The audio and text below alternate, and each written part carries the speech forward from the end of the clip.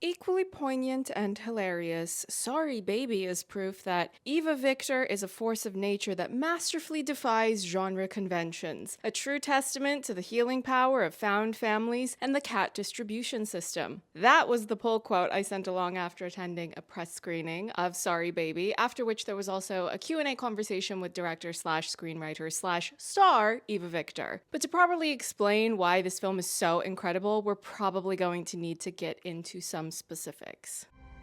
I got a cat. Whatever you need.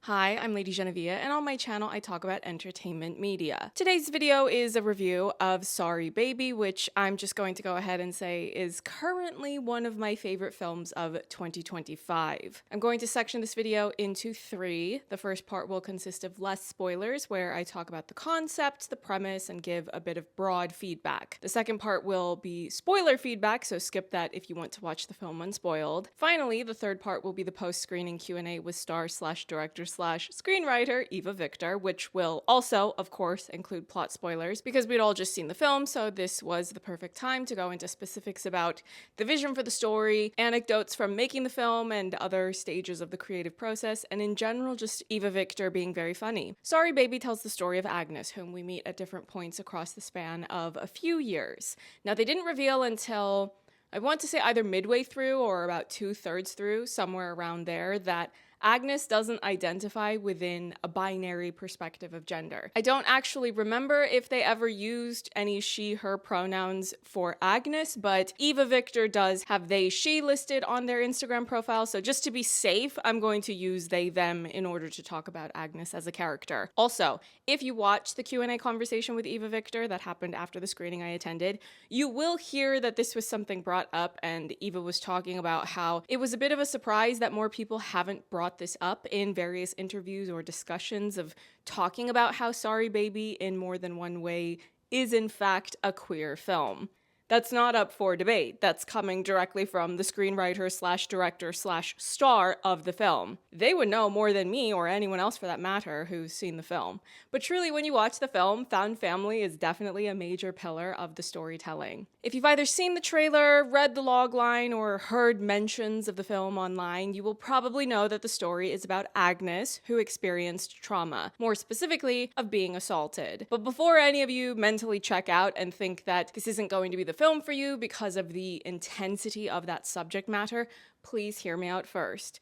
You don't see any of what happens to Agnes. The only details you learn about what happened come directly from Agnes retelling those events, but only after they've come home and feel safe enough to talk about that because they're with their best friend/roommate. Agnes's roommate, Liddy, is played by Naomi Ackie, and the friendship those two have is one of the best love stories I've seen this year. Now, it's not a romantic love story between the two of them. They each have their own love interests that you meet at various points throughout the story.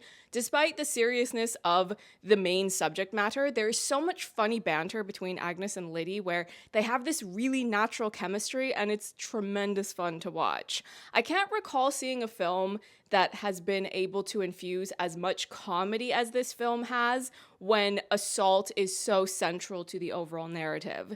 It's very much an inciting incident in the journey we watch Agnes go on. I know this is hard to talk about. It doesn't feel that you know that. I know that I like to use the last duel for cutaways when I'm editing videos because blonde Ben Affleck serves a fair few funny lines in that film, but I wouldn't necessarily describe The Last Duel as being a funny film.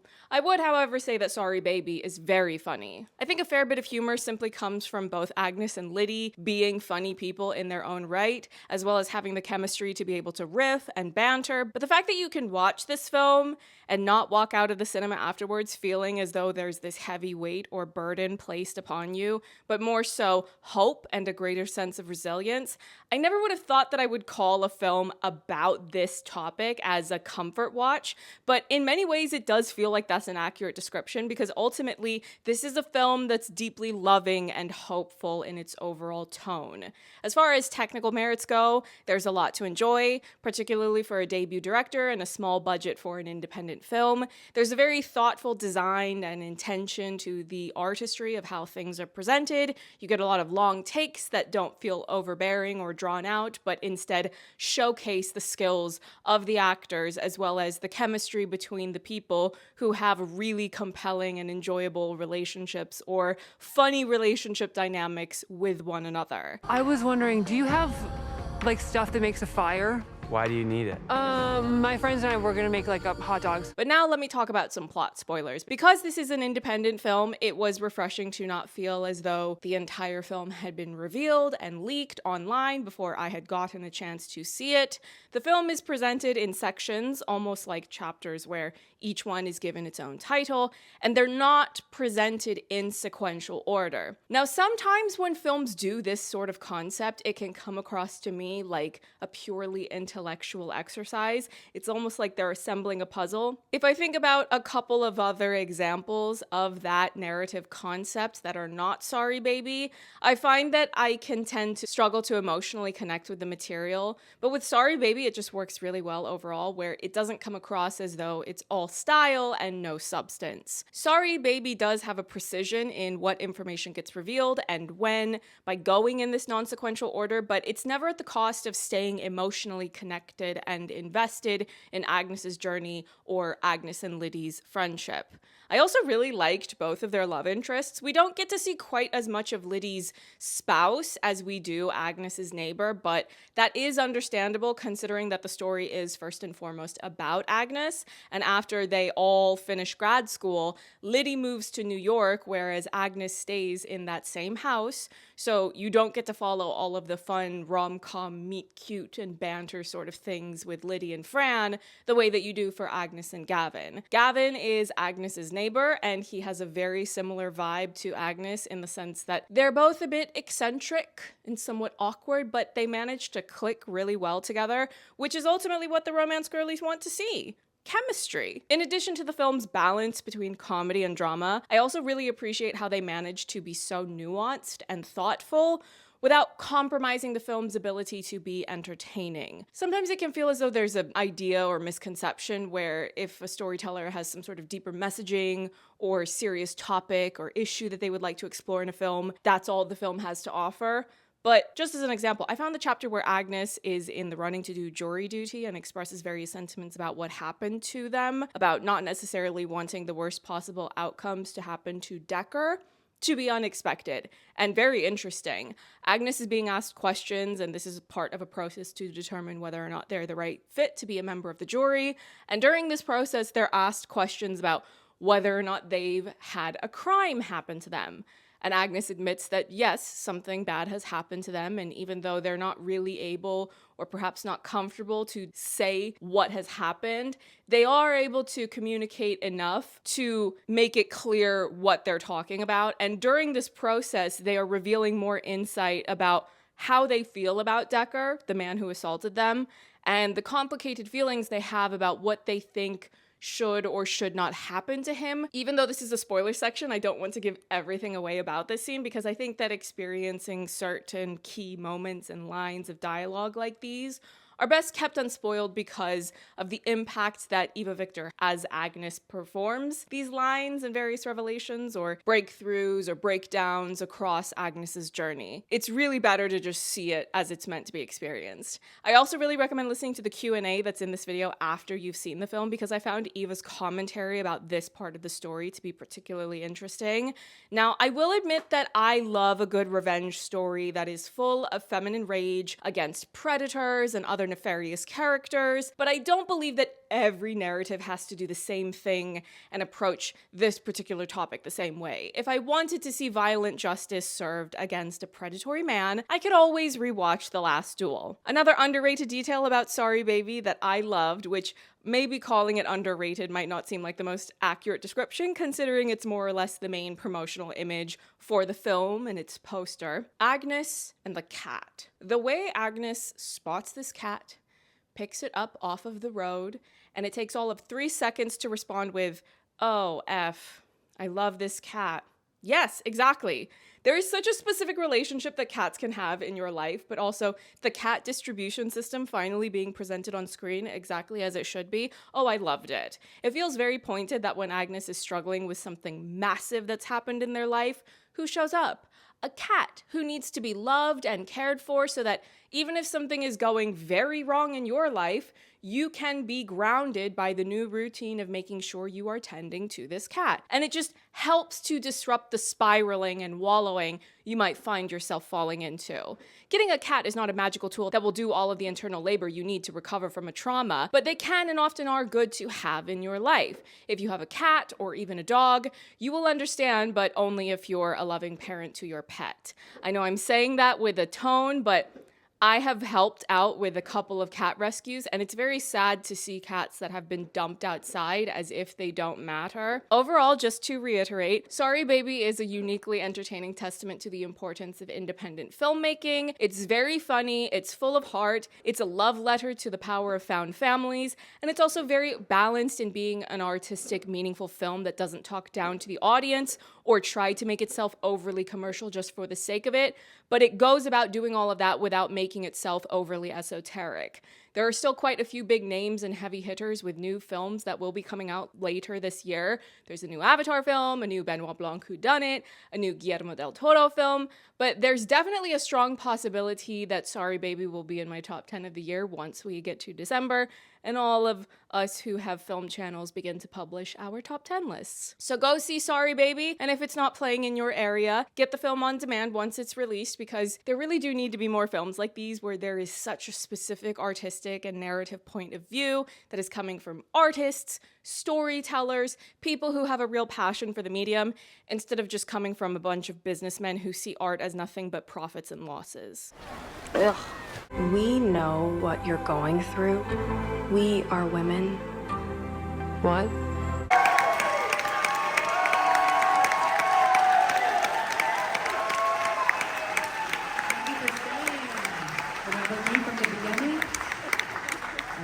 Beginning, and I went to dinner actually, and you guys watched the movie. It's not totally fair, but I guess you had dinner too, maybe. Great. Okay, let's start. So, it's an amazing journey about you taking to write this film and when it happened. Could you take us through that whole part when you first, when you sat down and wrote it? Because I know that it was watching some films that sort of spurred it along, right?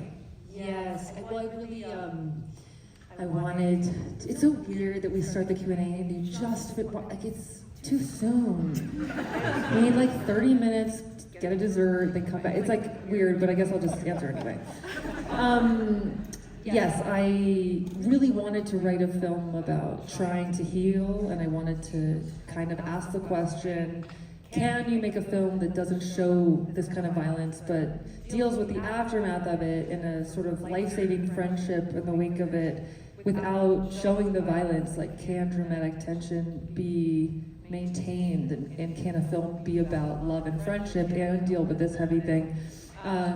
So yeah, during the pandemic I kind of watched a bunch of movies that kept me good company in really hard times, and then it took me a while to figure out structurally how I wanted the film to work, because I wanted to structurally support the idea that healing is the structural point of the film, not the violence. So once I figured out the chapters and figured out how to move through them in a way that felt appropriate, that was when I could actually sit down and write it with these chapters. And it's interesting, there's a lag to my voice that's making me aware of my lisp in a new way.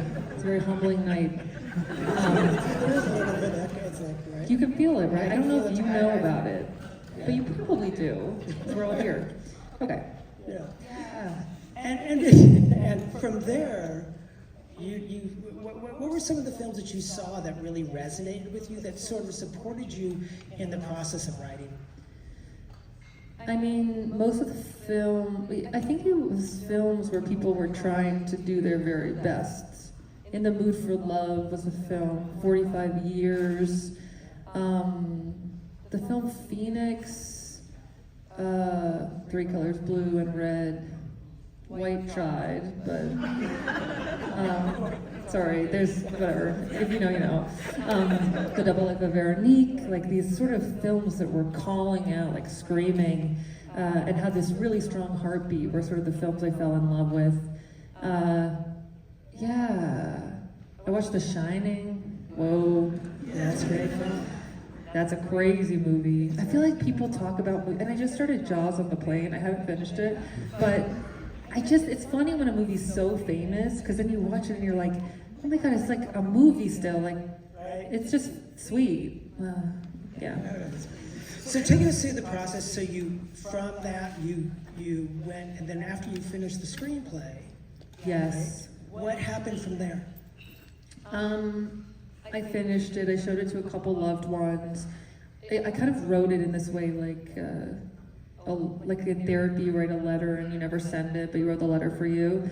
But I showed it to a couple loved ones and it felt really good to show it to them. And then I'd met Barry Jenkins and his production company a few months before, and he sort of saw the videos I was making online, which were like a minute long for Twitter, RIP, and he was like, that's filmmaking. And I think that planted a seed in me, that he saw me in this way that I wanted to be seen, but it wasn't totally being seen as. And so I sent it right to them, and didn't really send it to anyone else. And the script was kind of done, but I'd never directed anything. So we spent 2 years, honestly, in conversation about how to prepare me to direct the film before getting the financing and then shooting it last year in February, March. One of the beautiful things about the film is that friendship. I mean, that's kind of the heart and soul of the film. Mm-hmm. And creating that how you do, and it's just such a beautiful thing to see between two. And could you talk about finding the person who can play Liddy and does it so well? Yes. I always said, like, Agnes is the moon and Lydia is the sun, and we need to find the sun. And I met Naomi, we had a call, and I'd seen her in like 3 things. I'd seen her in Lady Macbeth. Oh my god, they're leaving, they hate me. That's okay. Good night. We are locked in. If you leave, I will call you out. It will be horrible for you. Don't leave. Okay. Yes. Naomi was amazing. I'd seen her in Lady Macbeth. I'd seen her in The End of the Fucking World, the TV show, and I'd seen her in the Whitney Houston movie. And I met her and was so taken by how goofy she was. And she had this little vape, and she was filling it up with vape oil, which I didn't know even was a thing. And I was like, damn, like, I want her to like me. And then we read together, and it just all clicked into place. She said this line in the read. She says about her baby, I want to make a really good person. And when she said that, the whole thing just kind of clicked, and the 2 people just were there. And it was very easy. We didn't really rehearse. We kind of hung out, and then we scheduled all the friendship scenes up top to sort of get to know each other through the laughing in those scenes. But I think the biggest gift Naomi gave me, besides like her performance, was day one just immediate trust and patience with me, because she's been on a lot of sets, and to have her say, do whatever you want, I'll be here, and take your time, is such a gift to give a new filmmaker. And I think it made the film work because I felt safe enough to make the film in the way I wanted to make it. So very grateful for her. Yeah, and the whole film is, I mean, the film begins with this, it's meant to be this sort of cozy, warm bubble, sort of erupts in joy, the joy of this friendship. And that's how we start. And the middle of the film isn't marked by the violence, it's marked by this friend holding this other friend in the darkest time. So the violence is really just this, this way to get us to that moment in the friendship. And then the end is sort of Agnes reckoning with the manifestation of the news she brought at the beginning, and this vow to this child that she'll hold it like Liddy held her. So the friendship is the point of the film, like finding love and that kind of closeness is the reason I made it. And sort of the celebration of queer families, creating that queer community. For sure. It's really interesting, yes. Give it up for queer families and people. That's actually amazing. Like, no other Q&A we've talked about the queerness of the film, which is crazy. Because, listen to me. I just literally checks, it's like I am non-binary visually. And the amount of people that decide to just not see that is astounding and should be studied, honestly. And Liddy goes from being like, well, I mean, also like Liddy goes from being like, I'm straight, what are we talking about, to having like this partner and this baby, and that is, if that's not a mark of someone, like having a whole life while another person moves like a centimeter. It's very helpful to tell the story, to have someone go through so much transformation while the other one is just trying to basically leave the house. But it was also fun to have ER who plays Fran, come at the end and be this sort of hot, like non-binary partner to Liddy, who is the exact person Agnes probably should be, just like a mirror better version of Agnes. It was a real joy, because on set, like everyone was like, "Who's that?" And I was like, "Well, I know," but it was very true what happened. But I was like, "ER is amazing." I'm like, "I know." No, it was the queerness of the film is a huge part of it. Yeah. Well, the entire casting of the film, I mean, I just think about individuals like you're getting Lucas Hedges and playing Gavin. Mm-hmm. And those scenes that you both have to feel very safe to play those scenes. Totally. And could you talk about creating that environment to be safe? Yes. Well, we definitely had an intimacy coordinator named Kaylee Kane, Boston intimacy coordinator, amazing gal. Yes. Someone over there is applauding, exactly. Doesn't seem like they were, it seems like a lie, but they seriously were, I swear. Okay. Yes, we had an intimacy coordinator, which I felt was very important for like 100 reasons, but one of the main ones was I was director and actor, and that's like innately an imbalance of power, and I wanted Lucas to feel comfortable, and he also came for 5 days at the very end of the shoot, and our scenes together were genuinely really intimate and intense. So he was very game, he's very experienced, but it was very nice to have someone there to, it's very interesting, like it's a very cool job because it's all about desexualizing stuff. Like, you don't make the sound of someone, having an orgasm, she says like, throw a ball, like make the sound like you're throwing a ball, or you're lifting a heavy box, and so we're both kind of standing there like, I don't know, but it's very, I hate when actors are like, it's not sexual, it's technical, but it's like true. So, but it was a very positive experience for me. I mean, it's funny too. Like there's like a whole yoga mat in between you. It's a very interesting thing to be a part of. She also was very helpful, and like I had 2 panic attack scenes. One of them was cut, but when I was driving, like she gave me all these smelling salts basically to keep me calm. So I loved having her. It's nice to have we had a mental health coordinator, me bragging about all the people we had. And we had a DP, no, it was wonderful. We had a mental health coordinator who, the tips she taught us, one of them, many, but sour candy, like warheads, if you're about to have a panic attack or you feel that kind of thing coming on, sour candy will get you present and keep you in your body. Interesting. Everyone loved that fact. I get some of those. Yes, they're called toxic waste. They're like a level stronger than warhead. Speaking of that panic attack scene, that was one of my favorite scenes in the film.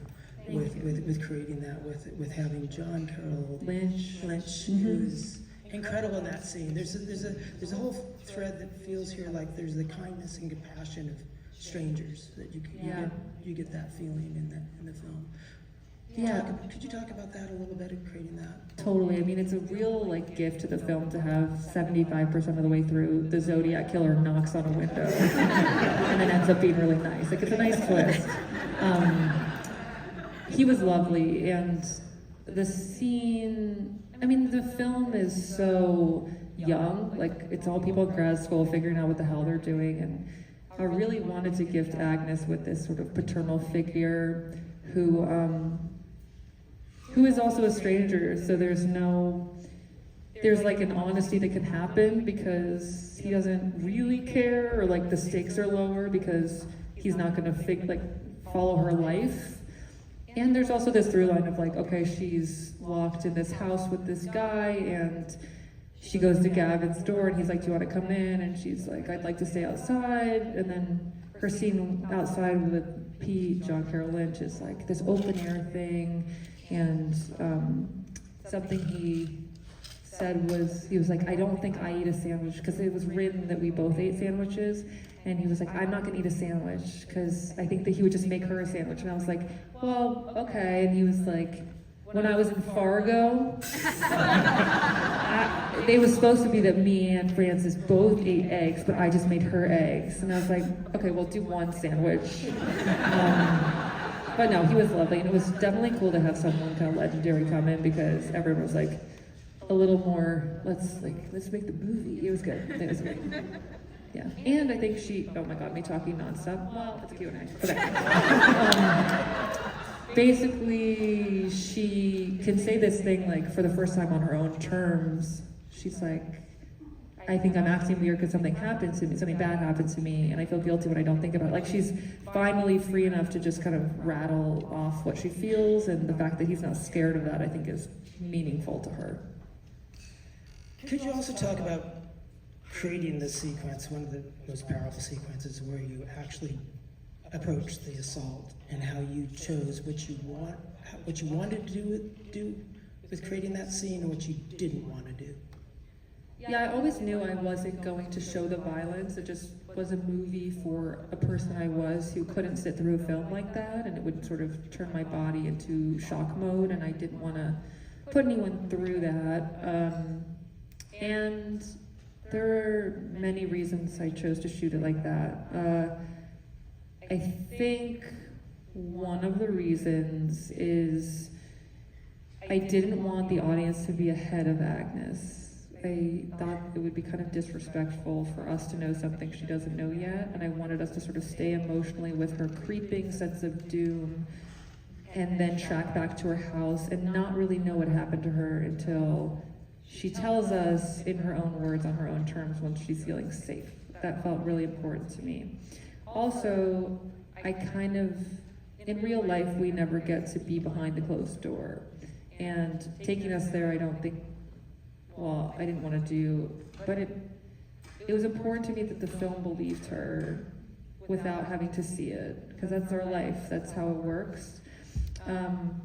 And I think it allowed us to emotionally experience a little bit of what Agnes experiences by sort of mirroring this freezing, dissociated trauma response. Like, her body goes in, but I don't think her spirit does.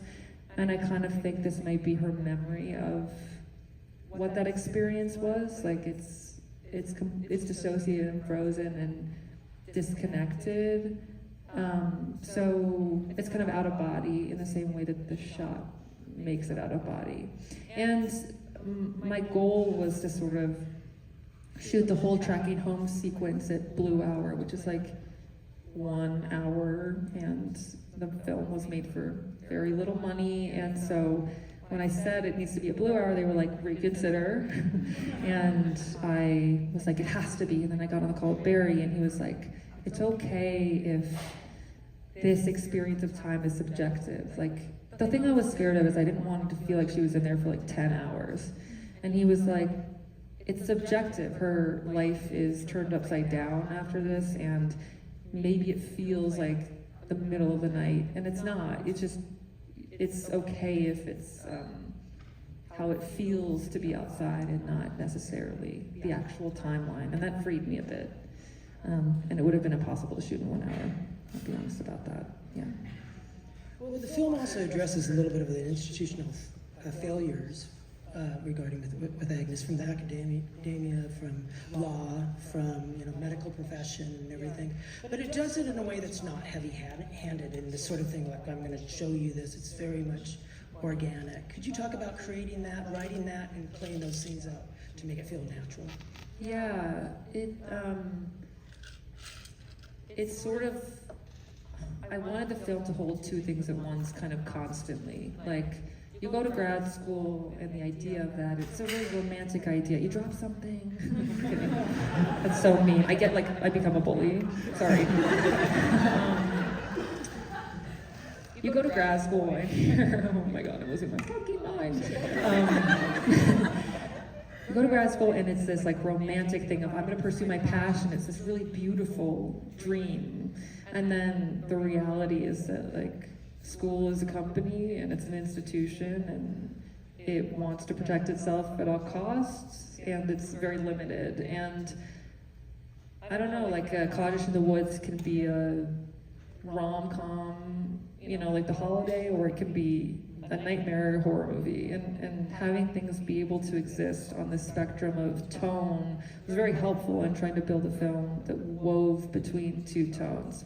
And yeah, I think the thing about the institutional failures that is interesting to me isn't like, this is an evil doctor, it's like he was in this system trained in a way that makes him evil. So it could have been any doctor. It's just like, these are the questions on the questionnaire that fail us. And these two women aren't evil women inherently, though of course they are, but they're scared of repercussions for them, so they're going to like defend the business even though it's weird. And yeah, the law, I mean, I think that one is the one that means the most.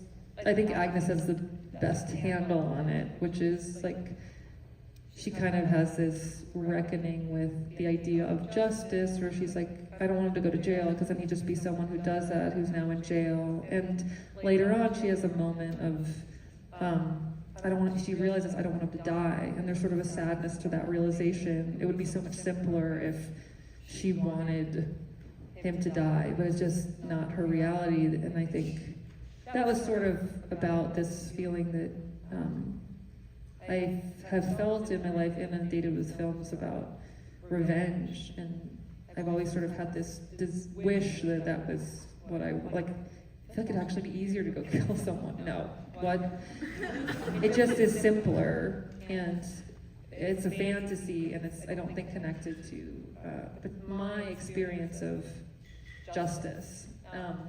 So yes, institutional failures, but I do think the reason the film is able to be a comedy is because Liddy's there. Like, I think otherwise it's a tragedy, and it's like this doctor versus two people, and shot to feel comedic with sort of like a buddy comedy shot, like what, and then the doctor on the other side of it. So trying to hold two things in one go, like, yeah, it's a devastating doctor scene, but we are making fun of the doctor and hopefully making you feel like you can laugh at him because we are pointing the finger at him. The film is sort of heightened enough to say, that guy sucks, and that might feel nice for all of us. I don't remember the question, but I'm having the best time ever. You answered it quite well. Perfect. Also, I've got to ask you, and we're going to have to wrap up on this, but Olga. That's the cat's name. That's the cat. Y'all are obsessed with the cat. And the cat, when this first came out, the poster with the cat, this one, there was a concern, right? The movie's called Sorry Baby. I know, it was a tad bit of an oversight, but not really. It was planned. It's not like that was random. We chose this, okay? Yeah, I mean, honestly, I would never do that to you. Exactly. So don't worry. She just goes through like the worst time ever, but this thing's fine. So playing Olga, there were actually two cats, right? Yes, there was an Evan and a BB. And I've talked about this before, and so I'm starting to want to dial back my take. My take is one was a superstar, Evan, and one was a workhorse, and she came in when Evan couldn't handle the drama. But I kind of want to change how I talk about them because I actually think it's cruel, and it was like a joke one time, and now I'm kind of like, they're both amazing, and they both bring amazing things to this world, and you can be like, you can be both and you can be neither and you can be one or the other, and Evan's valuable and BB is valuable, and they're both just like the best cats ever. I love that. Right? You have no idea what I'm talking about. That's okay. Thank you so much. Oh my God, it's over.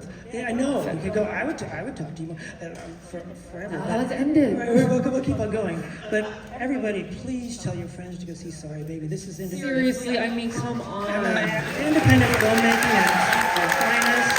So please, let people know you can see this. Thank you so much. You guys, thank you. Thank you.